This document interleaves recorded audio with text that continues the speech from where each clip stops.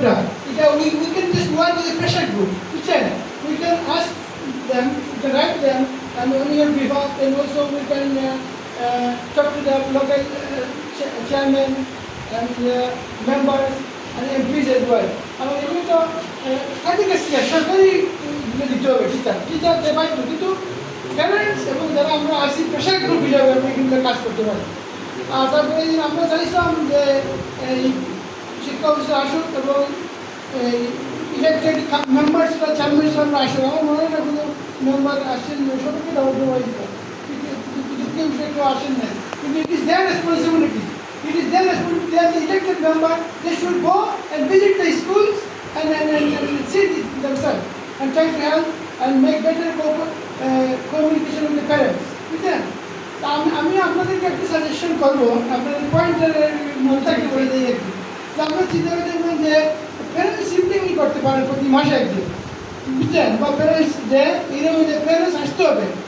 তাদেরকে আপনারা বললেন প্রোগ্রেস সম্বন্ধে, বাচ্চাদের কীরকম প্রোগ্রেস হচ্ছে, যে স্কুলে আসতেছে না নিয়মিত, তাদেরকে বলা উচিত এবং তাদেরকে প্রতিতে হইতেছে যে বাচ্চাদের লেখাপড়া, এটা তারা যদি তারা বুঝতে পারে, আমার মনে হয় এটা একটা গুড অপরচুনিটি, একটা ইনিশিয়েটিভ আপনারা নিতে পারেন।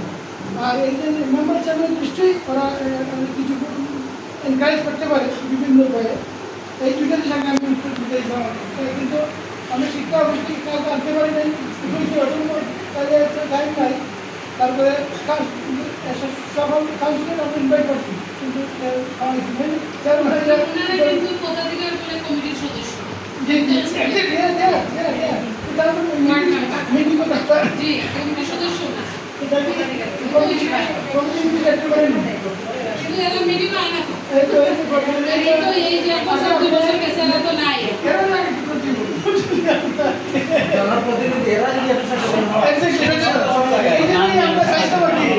জনপ্রতিনিধি হওয়ার লইয়া আর টিচার আমরা বই আর শিক্ষা অফিসার লইয়া বই, তো শিক্ষা অফিসারের কর্তব্য তাই শুনল what to make mistake, what they should do, এবং লোকাল গভর্নমেন্টে যারা আছে তারা কর্তব্য। আমরা তো আমরা কিন্তু ফ্যাসিলিটেট করছিলাম, বুঝলেন, যে আমরা সব গ্রুপকে ফ্যাসিলিটেট করবো যাতে আমরা এটা একটা common ground activity to increase the শিক্ষা মান উন্নত করার জন্য। Thank you.